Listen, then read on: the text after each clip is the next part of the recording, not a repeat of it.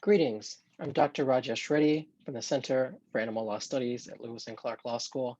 It's my pleasure to offer some insight into the history of U.S. animal agriculture, as well as our farmed animal welfare law and policy. And this lecture is part of a comparative animal law education series on farmed animal law and is brought to you by Voiceless, the Animal Protection Institute, Bond University Center for Professional Legal Education, and the Center for Animal Law Studies at Lewis and Clark. To learn more about this series or view attendant lectures, please visit voiceless.org.au. With that said, let's look at an overview of this module, which will offer a brief history of the development of modern animal agriculture in the US, with a focus on the specific role that the US has played in the creation of factory farms as we know them today.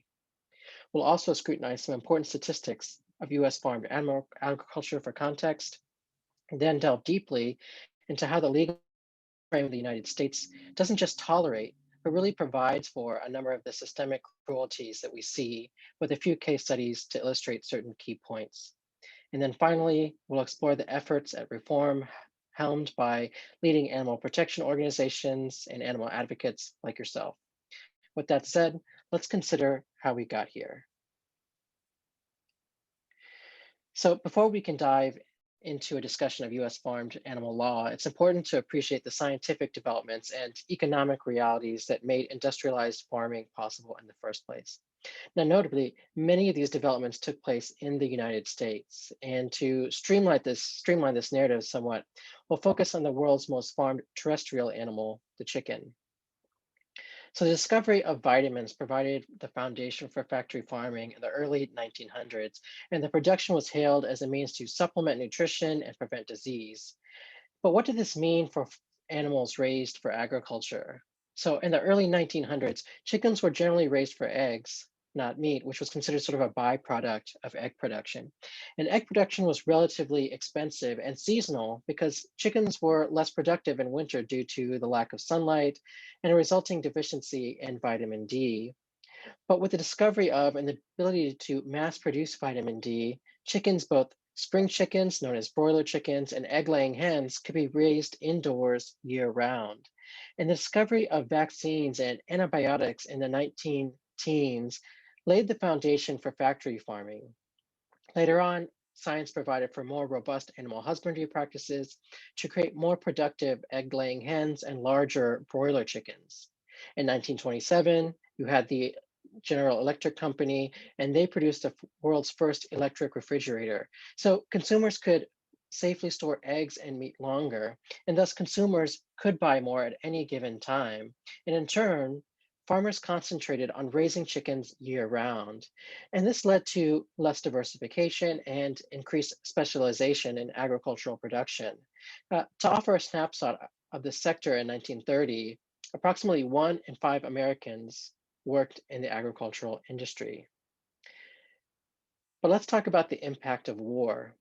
So what followed the era of the Great Depression and World War II? So Americans faced higher food shortages and higher prices, and this dilemma gave rise to this general lament as to, quote unquote, the high cost of living. The United States government basically set to work to try to address this problem. Scientists initially focused on livestock nutrition for non-ruminant animals, such as chickens. And they knew that these animals gained more weight and gained it more quickly if their diets included animal-based proteins, such as cod liver oil and fish meal. And they knew that their vegetable-based counterparts yielded less impressive results. So growers had been importing cod liver oil from Norway and fish meal from Japan, but these channels dried up due to the war. So in response, scientists searched for viable alternatives. And this is where antibiotics enter the picture. Scientists had recently discovered vitamin B12, and they hypothesized that it was what separated animal from plant-based proteins. One scientist, Thomas Jukes, started feeding animals B12 produced as a byproduct of a particular antibiotic called aureomycin. And what he discovered was that chickens fed aureomycin-derived B12 saw their growth rate increase by 50%, with the New York Times hailing it as a quote unquote wonder drug in 1950. And soon, industry began to abandon some of these costly animal proteins in favor of very cheap antibiotic cocktails and vitamin B12. And as a result, livestock reached market weight faster and production costs dropped. As Marin McKenna notes, this development ushered in an era where farmers could quote unquote squeeze animals in more tightly, clean their barns less frequently, scrimp on nutrition, and turn a blind eye to pests, and know that they were protected against those diseases that otherwise would have resulted because the antibiotic doses protected their livestock from the start. And so this basically spelled the beginning of the end for small scale farmers as market forces would enable the industrialization of animal cruelty that we see today. So let's take a minute to talk about industrialization. So demand for animal products started to soar in the 1950s here in the US, but these innovations also saw supply increase several times over. And the ultimate cost to the consumer went down for that reason. But why was this a problem? Well, because a farmer could be working full time in the 1930s through the 1950s by raising, let's just say, 1,500 chickens and enjoying a certain quality of life. But to enjoy that same standard of living in a time of falling prices, that same farmer had to double or triple their stock. Where there might have been one chicken in one cage before, now there had to be two or three, with these cages sometimes stacked three high. So many small scale farmers just couldn't adapt in time and either had to shut down their operations entirely or else be bought out. So again, the industry necessarily consolidated during this time, and animals suffered as a result of this shift, which reduced them to mere units of production rather than as individual sentient beings. And today, standard industry practices subject chickens to numerous cruelties, including the use of subtherapeutic antibiotics to stimulate growth and stave off bacteria that naturally thrive in some of these densely crowded conditions. Egg-laying hens also have their beaks seared off with a hot blade to prevent damage to other hens as they seek to establish sort of a natural pecking order. And they're also subjected to what's called forced molting, or the manipulation of light and withholding of food to stimulate egg production.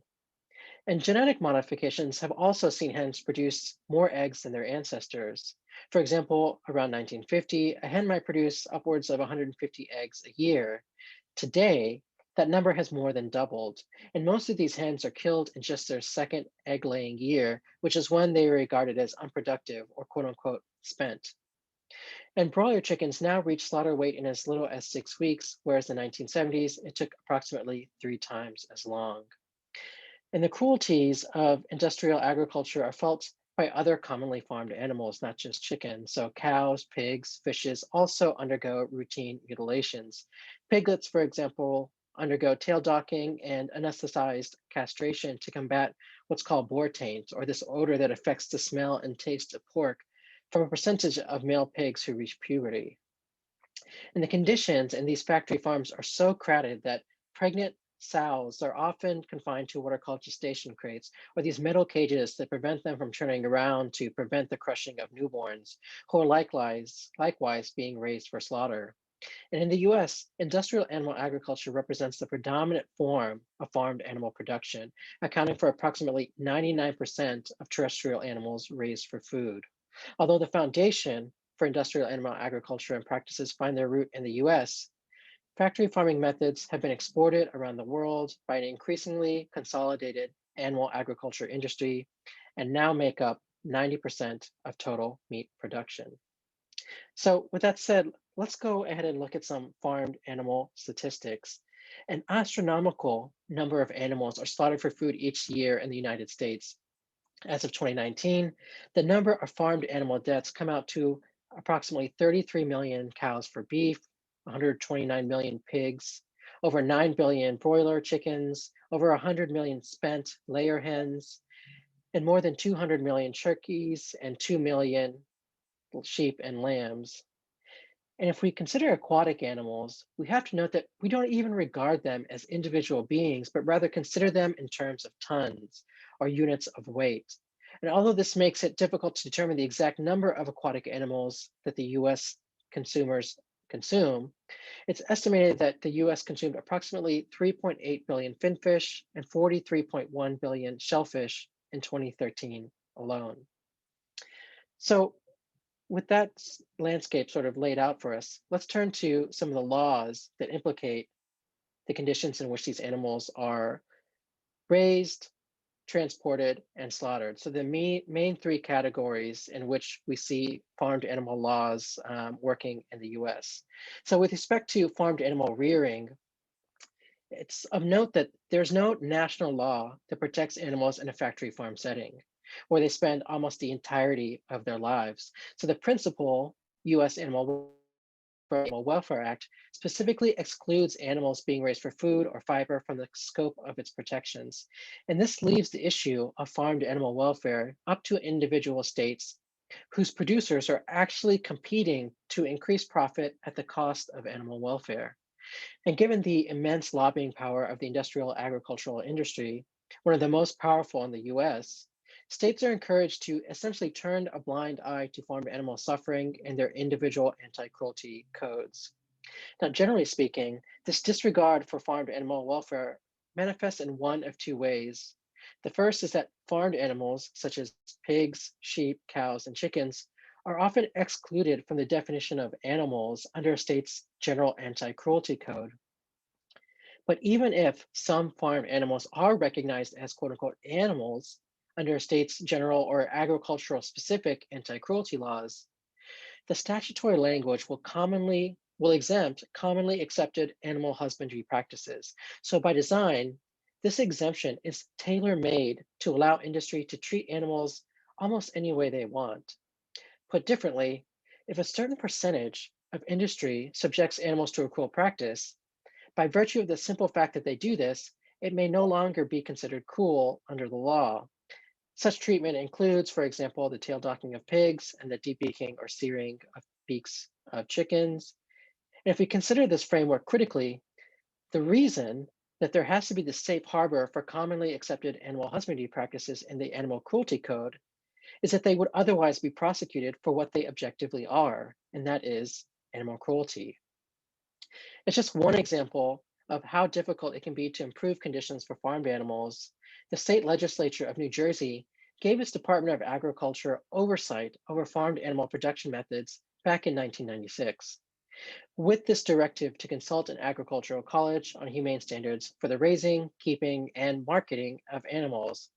And despite this directive, the New Jersey Department of Agriculture simply created a board and general allowance, excuse me, simply created a broad and general allowance for the routine husbandry practices as seen in many states.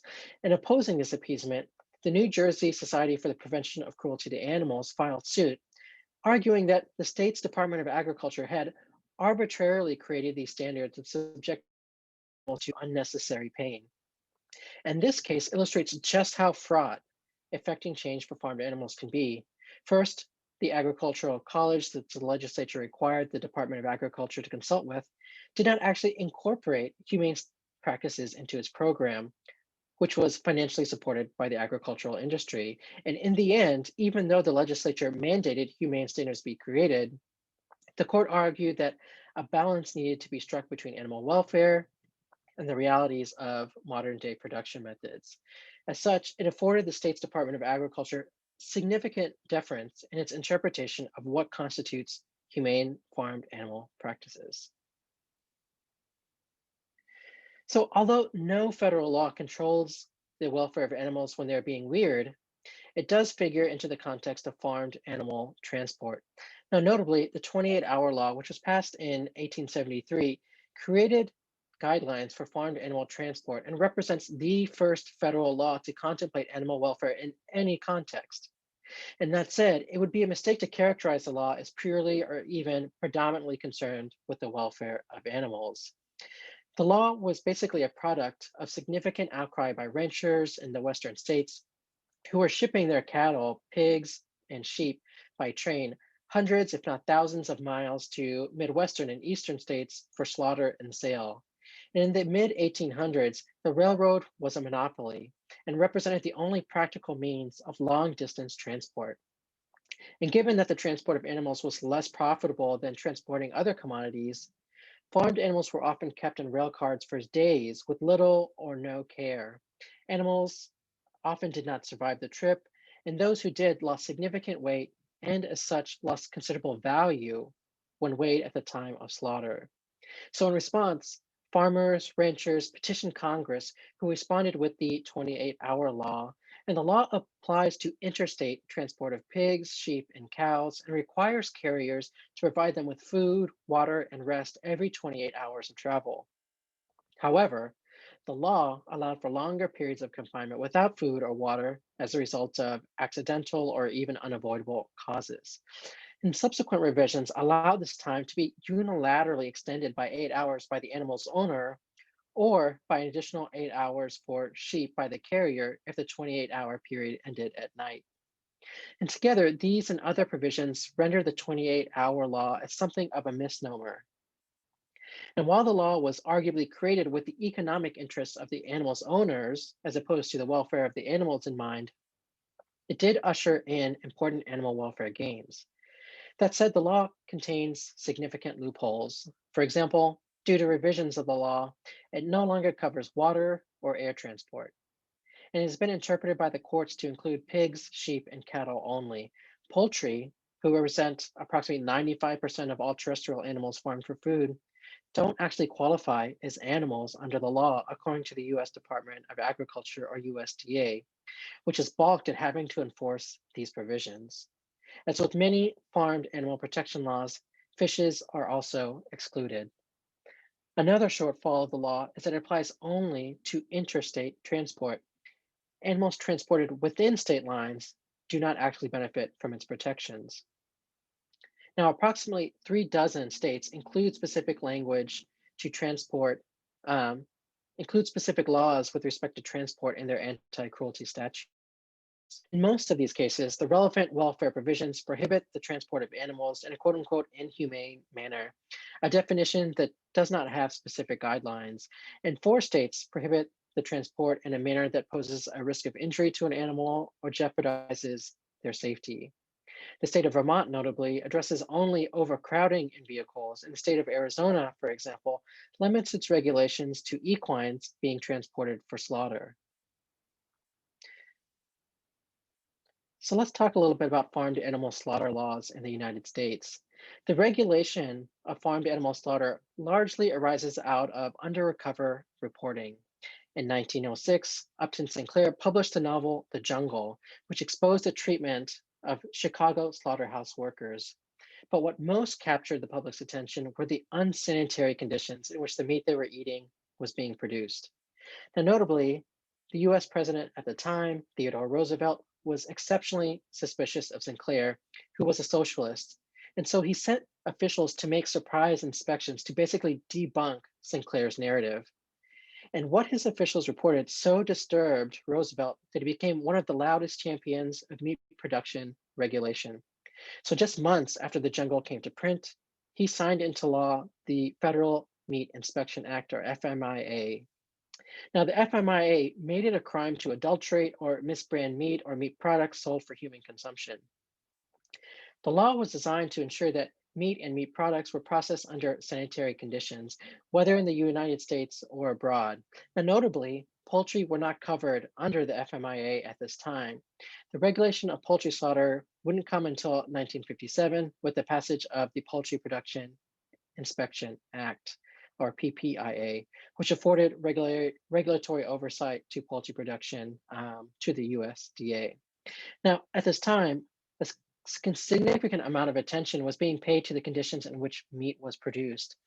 And as agriculture became more centralized and slaughter line speeds increased, the US sought to account for the status of animals as sentient beings who feel pain, pleasure, fear, distress, and so on. And the US had to confront the realities inherent in this new industrialized era of farmed animal production. The resulting Humane Methods of Livestock Slaughter Act, or HMSA, features a disturbing history. It first passed under the title of the Humane Slaughter Act in 1958, 1 year after the animal activist Arthur Redmond filmed the mistreatment of pigs at a specific slaughterhouse. Now, that film was shown at a congressional hearing when then Senator Hubert Humphrey, who would later ascend to the vice presidency, said, "We are morally compelled in this hour to try to imagine, to try to feel in our own nerves the totality of suffering of 100 million tortured animals. The issue before us today is pain, agony, and cruelty, and what a moral man must do about it in the view of his own conscience. Now, although Humphrey was far better known for his championing of civil rights, humane slaughter represented part of his focus for a number of years. That 1958 bill made humane slaughter a condition of doing business with the federal government. And the law took aim at employees who were called knockers, who would basically attempt to stun animals with a sledgehammer. So, in place of knocking these animals out, the act required slaughterhouses doing business with the government to render livestock insensible to pain by, for example, a single blow or gunshot before the animals were to be shackled, hoisted, thrown, cast, or cut. The FMIA was established in 1978, and compliance with the HMSA was made mandatory across the board, regardless of whether a government contract was involved. So because the FMIA does not include poultry within its purview, the HMSA has been read to not implicate the interests of poultry as well. So this exclusion is particularly perplexing given that Congress amended the FMIA in 2005 to replace that initial list of animals originally covered under the FMIA with the term amenable species. That is, the species previously listed in the FMIA, as well as those species the USDA secretary deems appropriate to be covered. So, as many in the farmed animal rights movement here in the United States argue, the HMSA should also apply to poultry, who represent something on the order of 95% of all terrestrial animals slaughtered for food. To date, however, the USDA secretary has not moved to cover poultry. Now, another important animal welfare issue in the United States concerns the deregulation of slaughter line speeds, which are increased to the point where humane slaughter is not truly achievable. In 2019, for example, US pork producers lobbied to both do away with slaughter line speeds altogether and reduce the number of federal inspectors at slaughterhouses. So these changes that would benefit the agricultural industry at the expense of animal welfare. And to keep up with such extreme speed slaughter, the American Society for the Prevention of Cruelty to Animals, or the ASPCA, has expressed the concern that workers may be pressured to use excessive force and roughly handle animals. Additionally, the increase in speed may result in animals failing to be properly stunned before slaughter. Worker safety is also compromised. Indeed, these workers at slaughterhouses are already 3 times more likely to experience a serious injury than the average American worker, and 7 times more likely to suffer from repetitive strain. In this regard, both animals and workers suffer. So while these federal laws regulating slaughter lay an important, albeit imperfect, foundation for the welfare of many farmed animals in the final moments of their lives, states are prohibited from improving upon or deviating in any way from federally prescribed slaughter regulations. For example, when undercover video documented the kicking, the dragging, and the electroshocking of downed or non-ambulatory cows at a California slaughterhouse in 2008, it led to the then largest beef recall in US history. To offer context as to why this cruelty occurred, it's important to note that meat from non-ambulatory animals may be labeled condemned and thus prevented from being sold for human consumption, as the animal in question could be diseased. So to avoid this outcome and the associated financial loss, slaughterhouses are encouraged to force animals to make their way to the killing floor. So in response to some of this gruesome footage and the prospect of consumers potentially eating diseased meat, California passed regulations to prevent this kind of abuse. The industry brought suit. In the end, the court determined that Congress had intended federal law to preempt any state law regulations that either ran counter or in addition to this national framework. So as such, states are essentially prevented from improving upon farmed animal slaughter laws. Now that said, another case, Cavell International versus Madigan, held that a state may prevent a particular animal from being slaughtered in their jurisdiction. So in this case, the state of Illinois banned the slaughter of horses for food. So read in concert with National Meat Association v. Harris, this case illustrates that while a state may not alter slaughter regulations within its borders, it does have the power to end the slaughter of certain animals altogether. So with those three major pieces of farmed animal law laid out, let's look at activism and legal reform. So as discussed before, farmed animals suffer horrific abuses as part of routine factory farming practices, which are purposely concealed from the public's view. When the public sees the abuses inflicted upon animals in factory farm setting, industry faces severe backlash and even legislative action to curtail some of these problematic practices. In order to avoid this negative publicity and sustain profits, the agricultural industry has criminalized the actual documentation of farmed animal abuse by lobbying state legislatures to create what are referred to as ag-gag laws. Now, the first ag-gag law was created in Kansas, with several other states following suit. Today, ag-gag laws in the US broadly fall into one of three categories, or any combination thereof. The first is an outright ban on recording at these facilities. As the name suggests, these laws ban the recording of images or sounds at factory farm facilities without the owner's consent. The second type of ag-gag law criminalizes entering or applying for employment at any farming operation under false pretenses.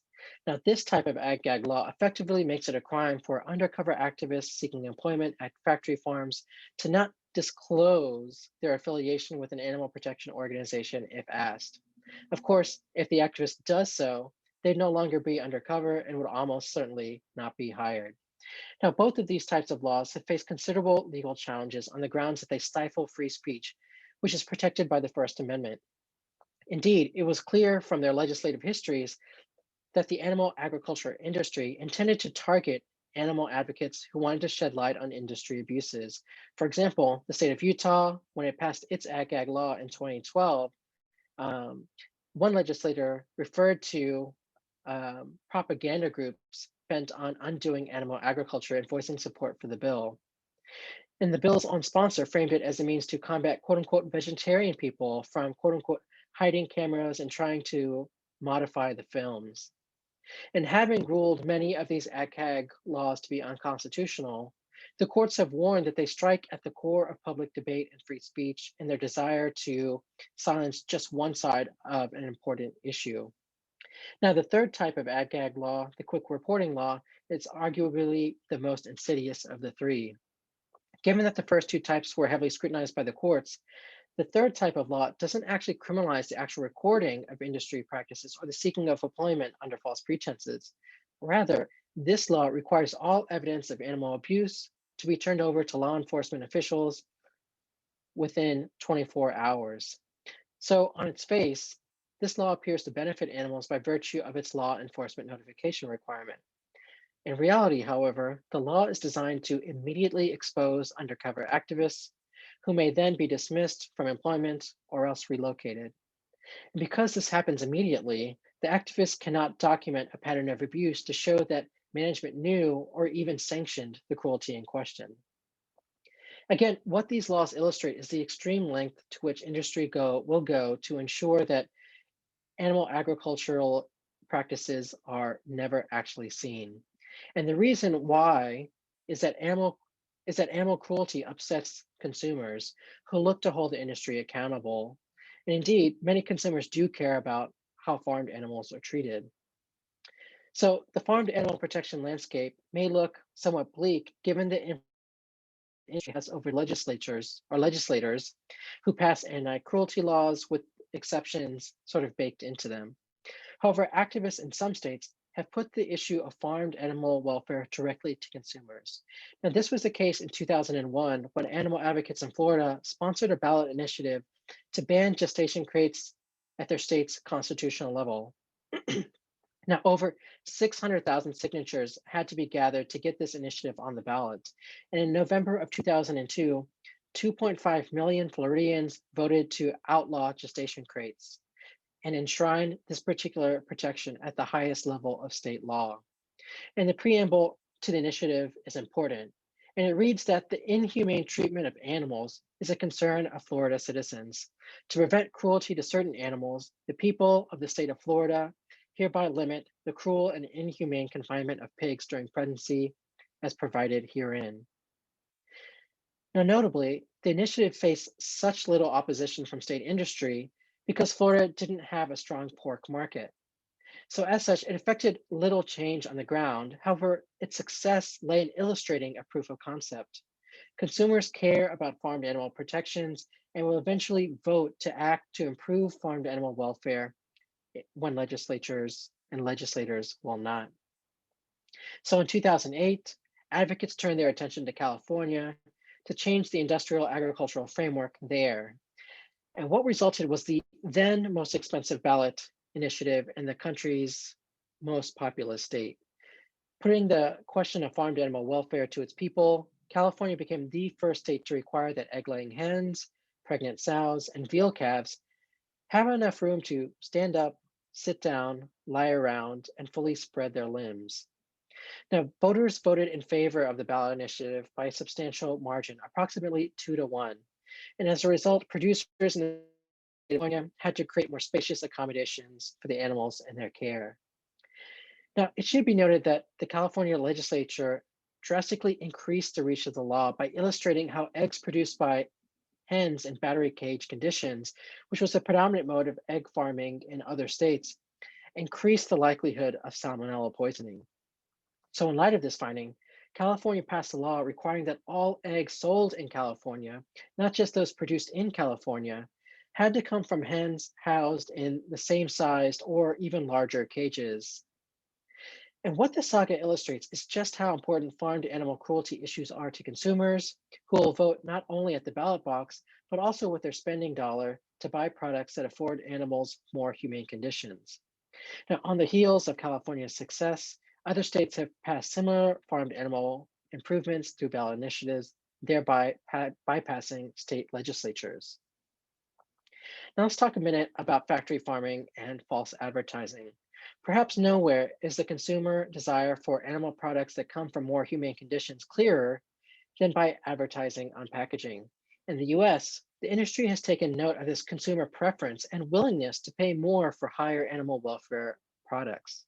So, in turn, animal product packaging often displays labels like humanely raised or cage free, or these pictures of animals being raised on open pastures with access to clean air and sunlight.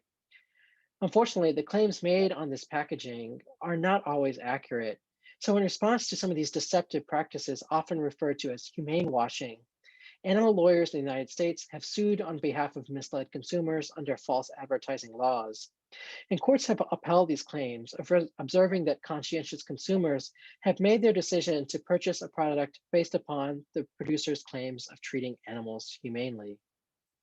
In just one case from Oregon, Barnes versus Tillamook, a class action lawsuit consumer protection law was filed by the Animal Legal Defense Fund on behalf of consumers who were misled by the Tillamook County Creamery Association. And the association advertised their milk products as being locally sourced and the cows as being reared by small scale farmers and open pasture and rolling hills. Unfortunately, evidence showed that the company's cows were confined in inhumane conditions at a very distant desert factory farm. And let's talk now about factory farming and the environment.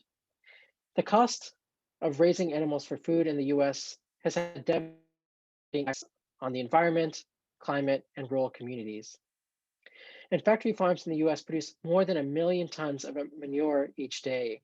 And the industry uses this animal waste as fertilizer. However, the amount of waste produced by factory farms far exceeds demand. As such, it's collected into what are called open air manure lagoons that can stretch as long as several football fields. Problematically, these industry lagoons are prone to leaks. So, in addition to nearby communities being affected by noxious odors, there have been accounts of leachate polluting water supplies. And making this threat all the more harmful to people, animals, and the environment are the significant amount of subtherapeutic antibiotics that remain in the animal's urine and feces. So poor rural communities and communities of color are often the most affected by factory farming's impact on the environment. And combating factory farming in these areas has been a major issue for the environmental justice movement, which seeks to combat environmental racism. In the state of North Carolina, for example, environmental justice advocates have won nuisance lawsuits against the animal agricultural industry, arguing that factory farms have interfered with the enjoyment of their clients' property. However, this victory was quickly followed by intensive industry lobbying of the government, which passed bills to limit the amount of compensation local communities could receive. As such, environmental justice advocates have pinpointed factory farming as a significant issue in the United States. And while the danger posed by factory farms in the US is hardest and most felt by local, often pure communities, the impact is one of a global nature. Factory farms are a major producer of methane, a greenhouse gas 70 times more potent than carbon dioxide, and a key driver of climate change. And according to the United Nations Food and Agricultural Organization, livestock production, increasingly in the form of factory farming around the world, accounts for approximately 14.5% of human related emissions. And the outbreak of COVID-19 in Wuhan, China, has released a pandemic of historic proportions, bringing local and international travel to a halt, shuttering entire industries, and claiming hundreds of thousands of human lives. Although the novel coronavirus likely, though it has not been proved, jumped from animals into humans at a wet market, experts are increasingly pointing to factory farms as a threat for zoonoses or illnesses that can pass between humans and animals. And because animals are crowded into filthy conditions and have been genetically engineered to be practically identical, pathogens can sweep through an entire farm with ease. The Food and Agricultural Organization of the United Nations addressed this in a 2013 report, asserting that, quote, livestock health is the weakest link in our global food chain. And indeed, outbreaks like the ones it warns of have already occurred. For example, factory farm conditions resulted in an outbreak of H1N1 in the US in 2009 and led to the deaths of hundreds of thousands of people. As experts have illustrated, factory farms pose vital risks as viruses are readily transmitted among intensely confined animals, thus leading to the emergence of more virulent strains. To return to the foundation of what made factory farming possible, the antibiotic cocktails that the industry gives animals to both stimulate their growth and prevent disease present an equally significant threat. While their rampant use now, with their rampant use now leading to the emergence of antibiotic resistant bacteria, our own ability to survive infections is being increasingly put at risk. So, in recognizing that the intensive confinement of animals on factory farms inherently poses such risks to human health, high profile elected officials proposed legislation that would impose a moratorium on factory farms and phase them out by the year 2040. Now, although this proposed bill, the Farm System Reform Act, is unlikely to gain traction, it is noteworthy for calling public attention to the threat the factory farm poses, not just for animals, but also to the environment and human health. And so, in conclusion, although the scientific discovery that made today's animal agricultural complex possible may have been characterized as a wonder in 1950, the reality of factory farming has led to considerable harms with respect to public health, the environment, and animal welfare. And as such, the benefits of ending factory farming cannot be overstated. So, in this vein, although the US gave rise to the development of the factory farm, advocates in the US are also at the forefront of novel legal efforts to combat this paradigm and effect meaningful change. So, with that said, thank you for attending this lecture.